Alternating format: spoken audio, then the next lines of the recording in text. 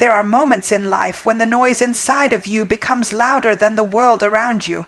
Moments when the weight of anxiety, shame, fear, and doubt screams so loudly that you can't hear your own thoughts, let alone the voice of God.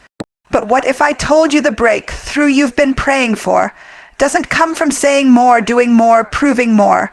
What if it comes from being still? What if the greatest battles are not won by fighting, but by listening? There is a silence that isn't empty, it's sacred. It's the place where God steps in, not just to comfort, but to speak. See, when you're filled with frustration, you speak from pain. But when you're filled with peace, you speak from power, and sometimes the most powerful thing you can do is say nothing. This isn't about ignoring your feelings. This is about rising above them. This is about creating enough silence within you so God can speak through you. Because here's the truth. You were never meant to be consumed by what you're feeling. You were created to command it. So today, we're not running from the storm. We're stepping into the stillness. We're not begging for answers. We're receiving revelation. This is your moment to stop speaking from the pain and start listening for the promise. Stay silent, let God speak, and watch how every negative feeling begins to lose its power. There's a sacred kind of silence that many people run from, not realizing it holds the key to their breakthrough. In a world that praises constant noise, non-stop movement, and endless talking, choosing silence can feel like weakness, but that's only if you don't understand its true power. Silence, when chosen intentionally, isn't about shutting down or avoiding your emotions. It's about creating space for transformation. When you're in the middle of negative feelings, when frustration, fear, or confusion are swirling inside of you, your first instinct might be to vent, to talk, to defend yourself, or to find quick answers. But sometimes the most powerful thing you can do is say absolutely nothing. In those silent moments, you're not giving up control. You're surrendering the illusion of control. You're creating space for something deeper to take place. It's in the quiet that you begin to realize how much internal noise has been driving your decisions, your reactions, and even your beliefs. That internal noise is often made up of fear, base thoughts, old stories, trauma echoes, and words that were spoken over you in the past. They replay over and over in your mind, creating a false reality.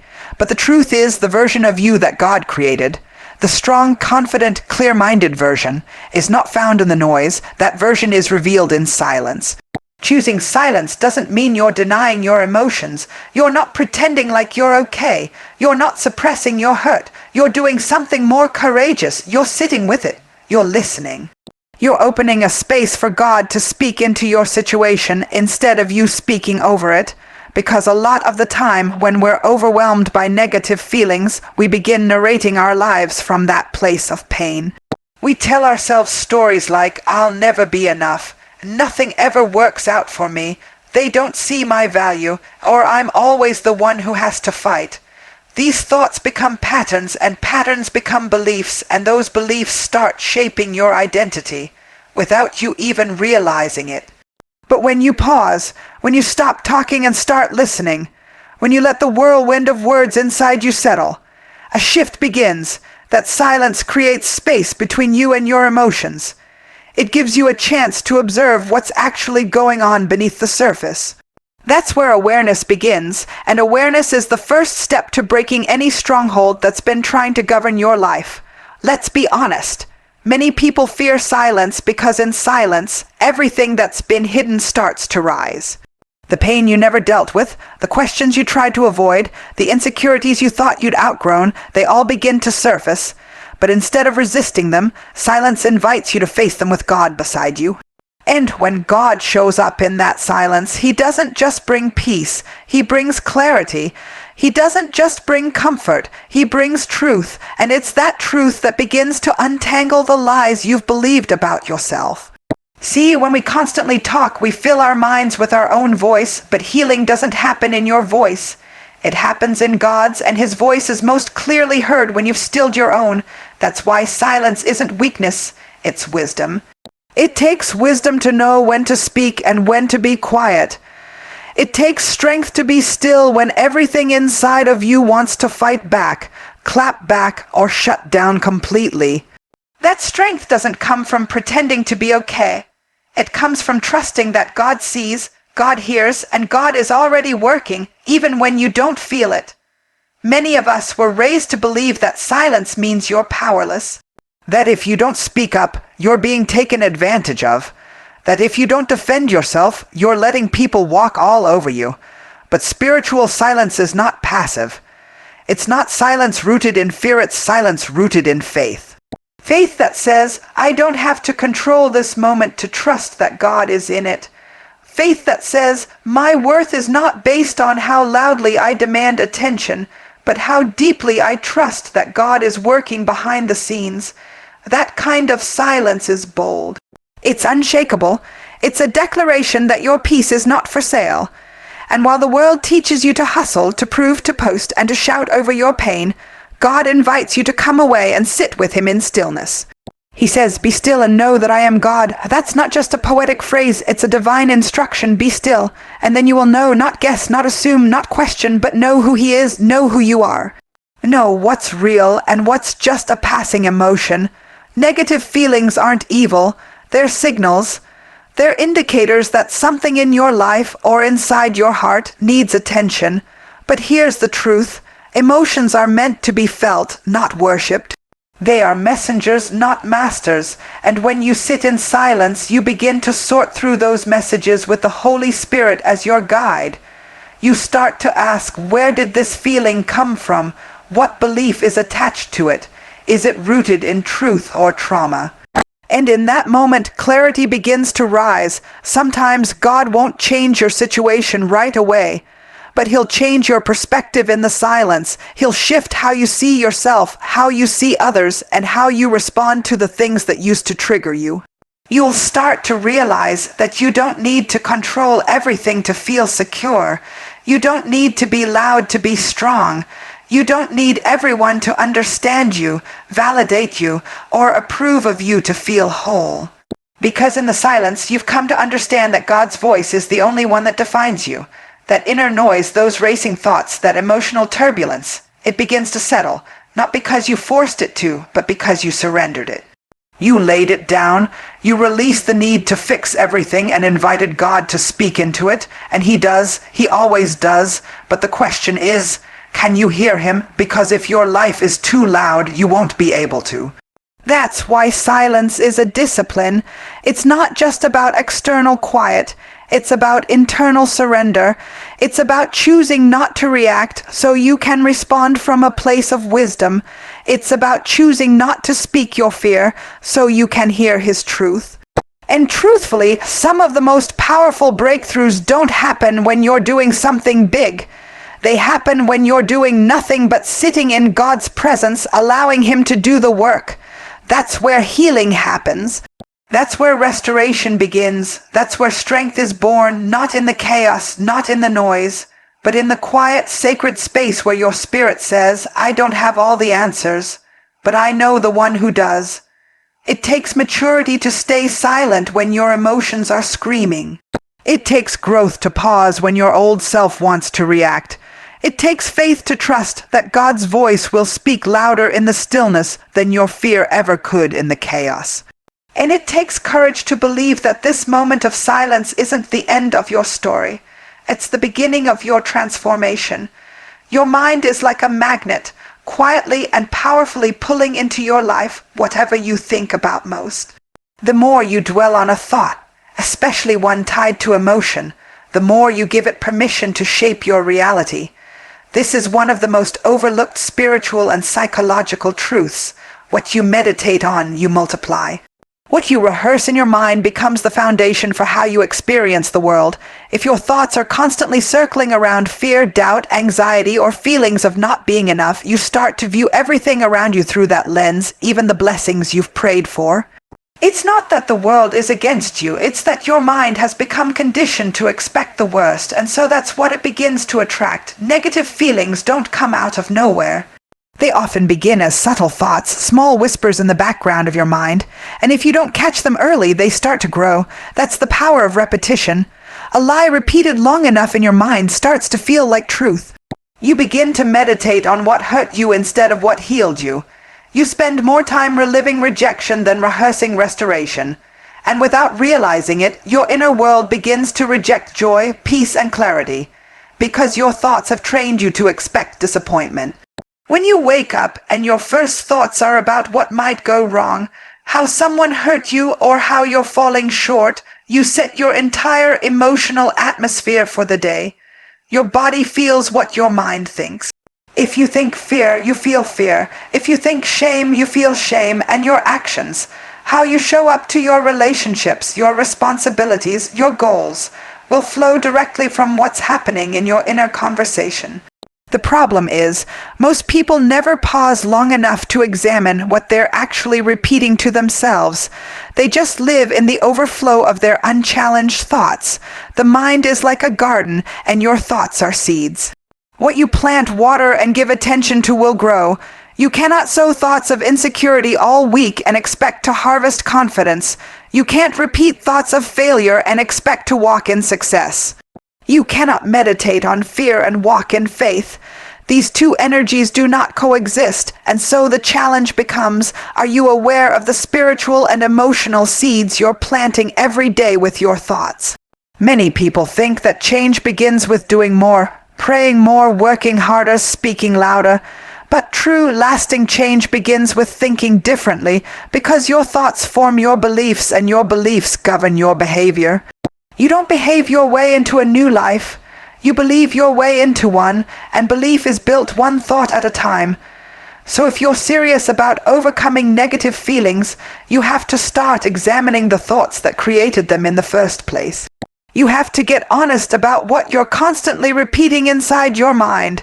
When your mind has been trained to expect pain, even peace can feel threatening. If you've lived for years thinking you're not enough, your first instinct when someone loves or affirms you might be to question it. You may sabotage good things because they don't match the image your thoughts have created. That's the tricky part. Your brain seeks consistency. So if you've told yourself a story long enough, your brain will go looking for experiences to confirm it, even if it causes you more pain. That's why renewing the mind is not a one-time event, it's a daily practice. This is why silence is so necessary, because when you get still, when you stop reacting, talking, defending, and explaining, you finally begin to hear what's been playing on repeat inside your head. And in that silence, you can start to shift it. You don't have to accept every thought that comes your way. You can challenge it. You can ask, where did this come from? Does this align with truth? Is this fear trying to disguise itself as wisdom? Is this shame pretending to be humility? The mind will play tricks on you if you let it, but it will also transform for you if you train it. And here's where the power of meditation and inner focus come in. What you focus on expands. This is not just a spiritual principle, it's neuroscience. Your brain is wired to reinforce what you focus on. So if you constantly think about your past failures, your brain will highlight every situation that looks like a repeat of that pain. If you continually focus on what you lack, you'll become blind to what you already have. It becomes impossible to see opportunities when you've trained your mind to only see obstacles. But the moment you start to shift your focus, intentionally, deliberately, persistently, you begin to shift your entire emotional frequency. You stop reacting from fear and start responding from faith. You stop living in survival mode and start moving with divine strategy. It's not about ignoring what's wrong. It's about elevating your mind above it.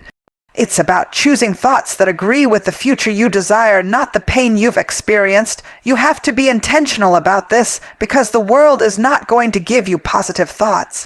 Social media, the news, the conversations you overhear, most of it is rooted in fear, division, and comparison. If you're not filling your mind with life, giving thoughts, you'll naturally absorb the negativity around you. That's why Scripture says to meditate on what is good, pure, lovely, and praiseworthy. That's not just poetic. It's psychological strategy. It's how you break cycles of negative thinking. There's also a spiritual law at work here. What you think about with feeling becomes a signal to the universe, to your subconscious, and to God that this is what you're aligned with. So if you continue to think thoughts of worthlessness, lack, rejection, and fear, you're sending out a signal that says, this is what I expect. And guess what? You'll find evidence to support it. But if you shift even slowly toward thoughts of love, of healing, of growth, of divine timing, your energy shifts, your emotions lift, and new possibilities begin to enter your awareness. This is why you don't fight negative feelings with more feelings. You fight them with new thoughts. A feeling is a response to a thought. So if you want to feel better, think better. But thinking better requires awareness. It requires discipline. It requires catching those low-frequency thoughts before they spiral. It requires being willing to replace the familiar lies with unfamiliar truth. Truth like I am worthy, I am safe, I am growing, God is not finished with me, even if you don't believe it at first. The repetition is where the power lies. Your current mindset didn't form overnight, and it won't shift overnight. But with every new thought you choose, every time you interrupt a negative loop and replace it with truth, you are rewiring your inner world. You are telling your brain, your heart, and your spirit, we are not who we used to be. You don't have to be a victim to your thoughts. You have authority over them. And when you take that authority seriously, when you treat your mind like the sacred space it is, you start to notice something incredible. The negative feelings lose their grip, not because the circumstances changed overnight, but because your relationship with them changed. You're no longer feeding them, you're no longer repeating them, you're no longer attracting what you used to because you're no longer aligned with it. God never asks you to ignore your emotions. He doesn't expect you to pretend like you're not hurting or to smile through suffering as if it's not there.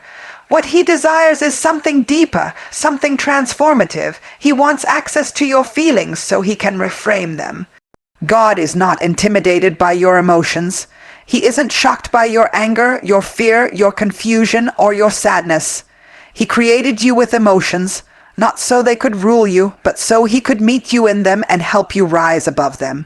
And that process begins when you stop trying to manage your emotions by yourself and start inviting God into the middle of them. So often, when negative feelings hit, we go into either shutdown or survival mode. We either numb out completely, trying to avoid the weight of what we feel, or we spiral into overthinking, trying to fix or figure out what went wrong. Both patterns keep us stuck. But there's a third way, a higher way, surrender. Not surrender as defeat, but surrender as alignment. Surrender as an invitation to let God speak into the mess instead of trying to clean it up before you let him in. When you pause in the middle of an emotional storm and say, God, I don't even know what to do with this, but I trust you do. Something sacred happens. The emotion doesn't instantly vanish, but it begins to shift. It begins to lose its grip because now it's no longer just your burden. It's a space God is now occupying. Reframing doesn't mean denying.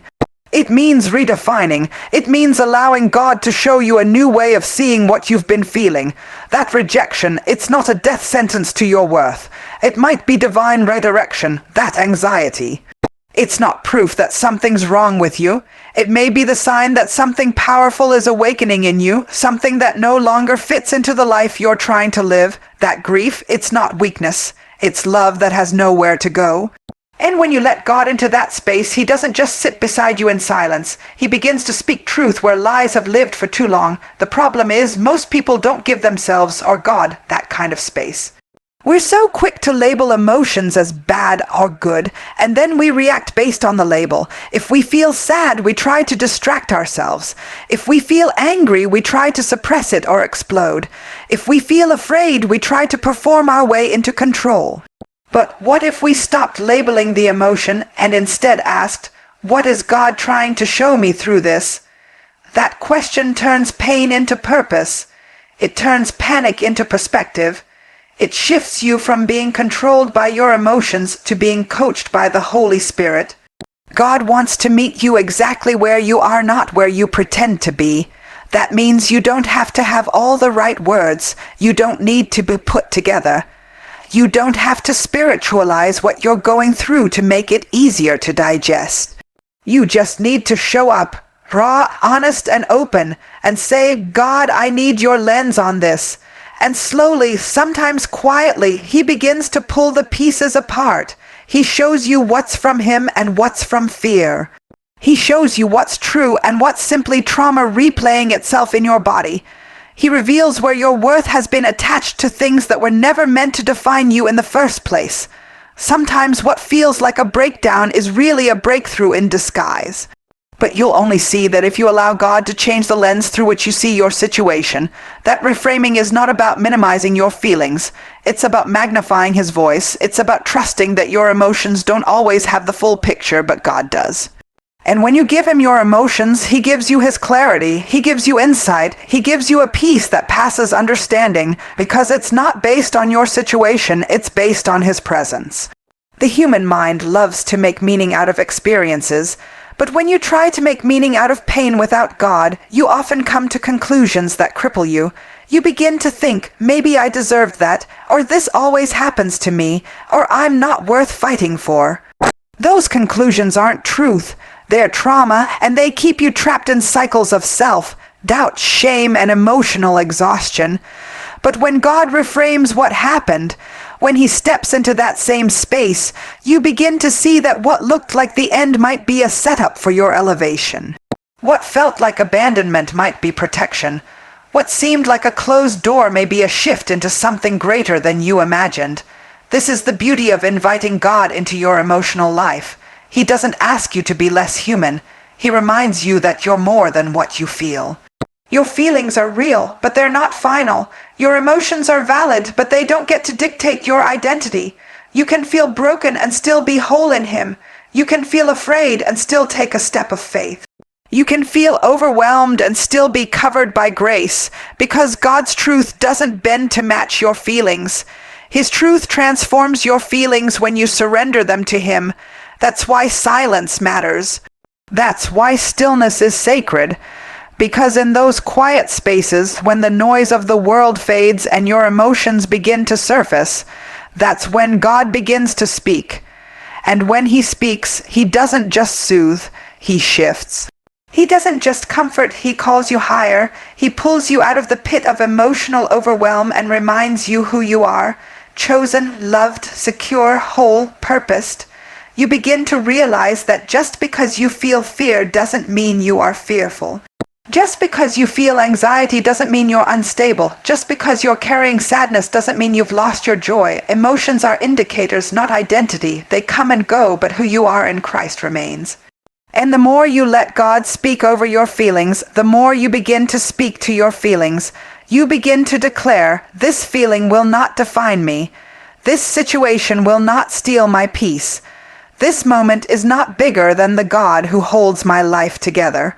The power in this is learning to pause long enough to receive the reframe.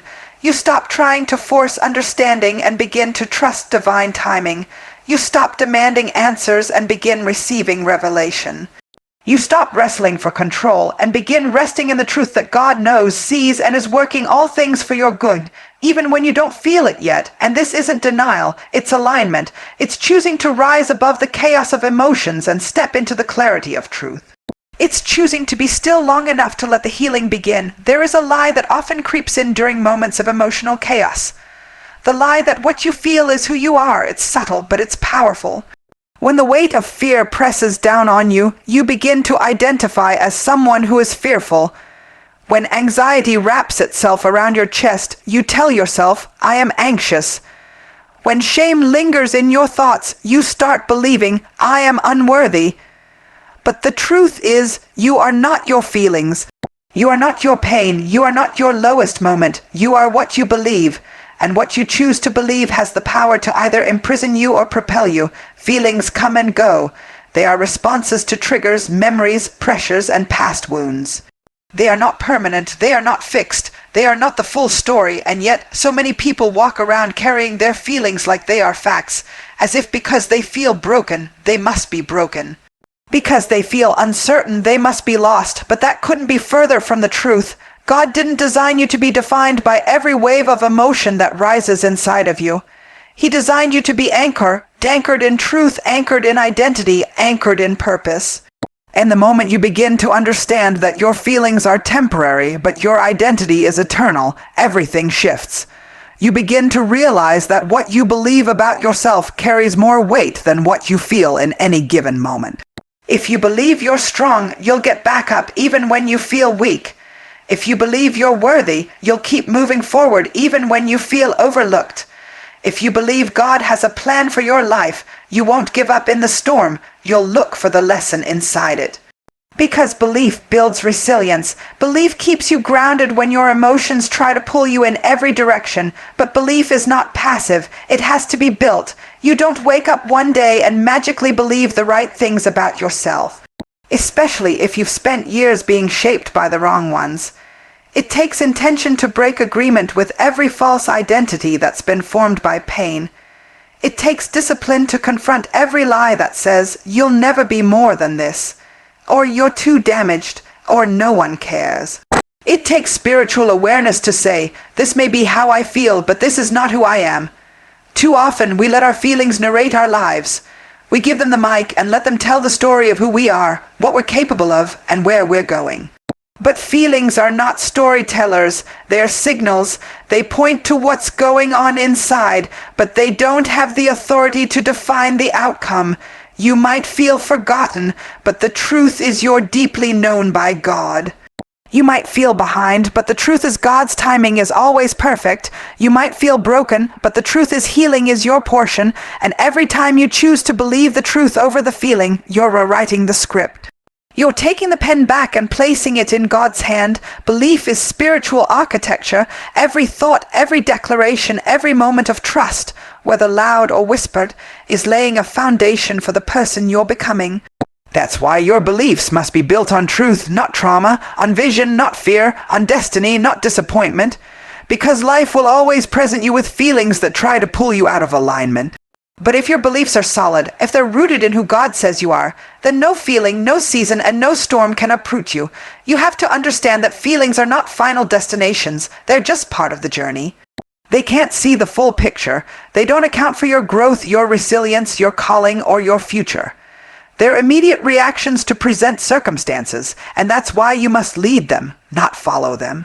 When you feel fear, acknowledge it, but don't let it drive the car. When you feel unworthy, pause and remind yourself of who you are in Christ. When sadness shows up, let it pass through, but don't pitch a tent in it. You are the steward of your inner world, and that means you have the power to guide your emotions rather than be governed by them. This is not about pretending.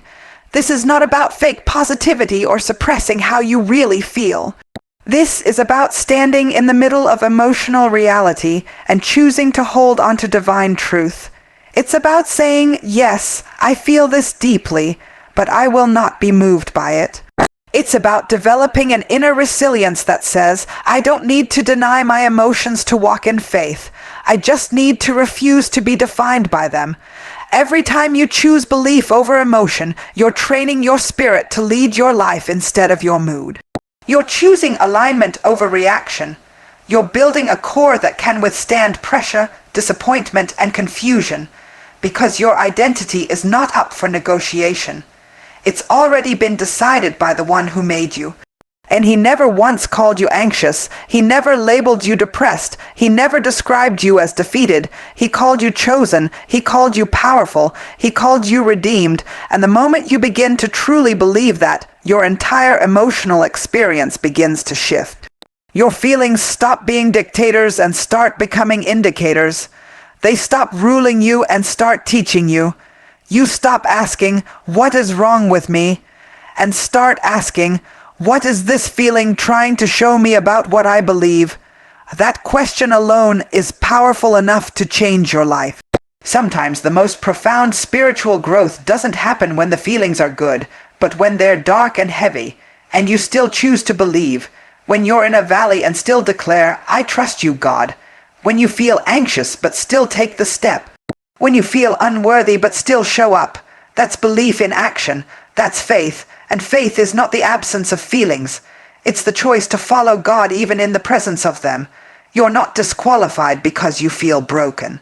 You're not off track because you feel lost. You're not spiritually weak because you have emotions. You are human and you are holy and you are held by a God who understands exactly what it feels like to be overwhelmed and yet still rise. That same power lives in you, and that power doesn't eliminate feelings. It repositions them. It reminds them who's really in charge, not the fear, not the sadness, not the shame.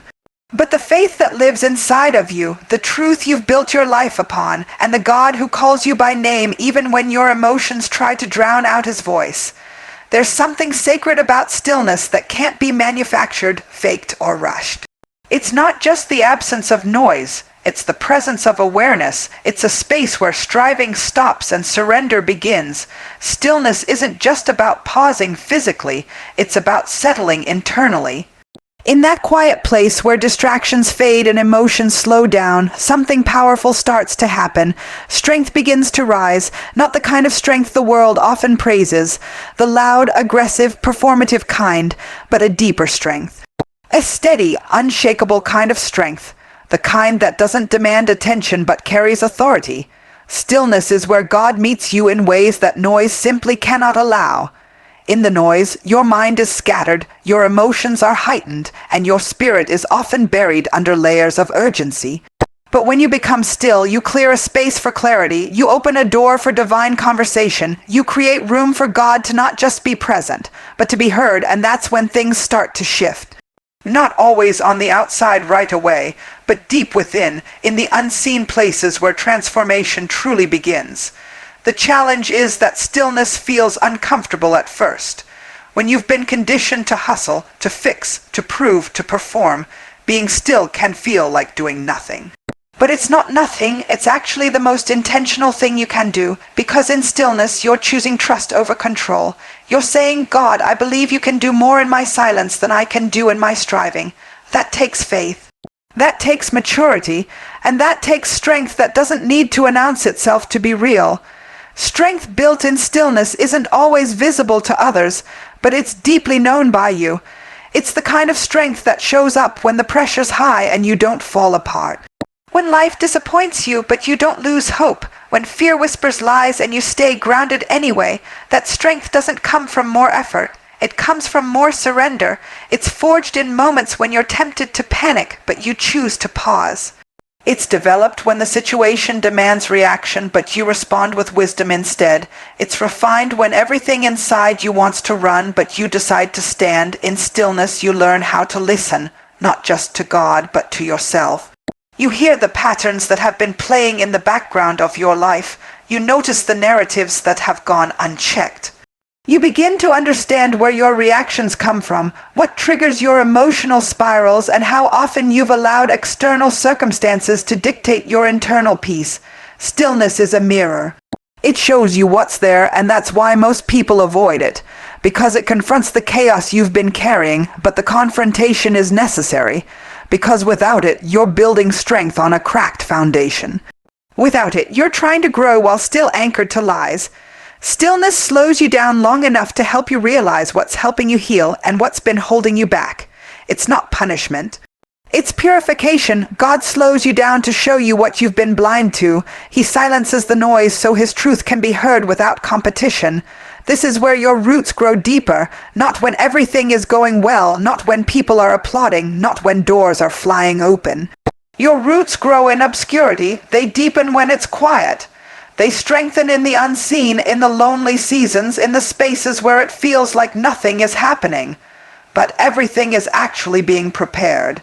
Stillness trains your spirit to be sustained by presence, not performance. It reminds you that you are not what you do, what you achieve, or how busy you are. You are who God says you are, and that truth becomes unshakable when you've spent enough time in stillness to actually believe it. Stillness doesn't make the pain disappear. It doesn't magically fix the problem. What it does is align your perspective. It allows you to stop looking through the lens of panic and start seeing through the lens of promise. When you stop moving long enough to breathe, you begin to see what's real. You begin to hear the whispers of God's voice guiding you, reminding you, restoring you. And that's where true strength is formed. And the place where your soul is finally still enough to receive what it's been running toward in all the wrong places. You don't build strength in chaos, you build defense mechanisms. You don't grow in noise, you build distractions, but in stillness you grow, you expand, you stretch, not outward, but inward. You begin to trust your discernment, you begin to recognize what is God and what is just your fear dressed up as wisdom. You learn the difference between instinct and insight. You begin to make decisions not from emotion, but from peace. That kind of strength is rare. That kind of strength can't be taken from you when life gets hard. Because it wasn't built on hype. It was built on presence. Stillness teaches you discipline, because it's easy to be still when everything's quiet, when the path is clear, and when your emotions are in check. But to be still in the storm, to hold your peace when everything inside you wants to scream, cry, or shut down, that's power. That's spiritual maturity. That's when you know you've crossed over from reaction to revelation. You're no longer just surviving emotions, you're mastering them through presence, and the presence of God is not loud. It's not always thunder or fire. Sometimes it's a whisper, sometimes it's a knowing. Sometimes it's just the calm you feel in your chest when everything else feels uncertain. But you only access that kind of presence through stillness. You only feel that peace when you stop long enough to receive it. And once you've tasted it, once you've felt the kind of strength that comes from stillness, you'll stop looking for it in external things. The world teaches you that your strength is in your grind, that you need to speak louder, push harder, do more. But heaven teaches you that your strength is in your stillness, that sometimes the greatest flex is not how loudly you fight, but how calmly you wait, that your breakthrough isn't always in your next move, but in your next moment of surrender. That your peace doesn't come from having all the answers. It comes from trusting the one who does. This kind of strength doesn't rush. It doesn't need validation. It doesn't demand attention. It moves in rhythm with divine timing. It listens before it speaks. It pauses before it reacts. It breathes deeply instead of breaking down, and it holds steady when life gets unpredictable, because it knows, deep down, that God is not moved by circumstances, and neither should you be. You were not created to be tossed around by every feeling or event. You were created to be rooted, anchored, and still, even in the middle of life's wildest storms. This is the strength that lasts. The strength that carries you through heartbreak, through transition, through delay, through disappointment. This is the strength that lets you show up with grace instead of aggression. This is the strength that says, even if I don't see it yet, I believe God is working. It's not weak to be still. It's holy. It's a spiritual weapon. It's the training ground for every future battle you'll ever face. And it's in that sacred stillness where you remember who you are, whose you are, and just how powerful your quiet surrender really is. Ask ChatGPT.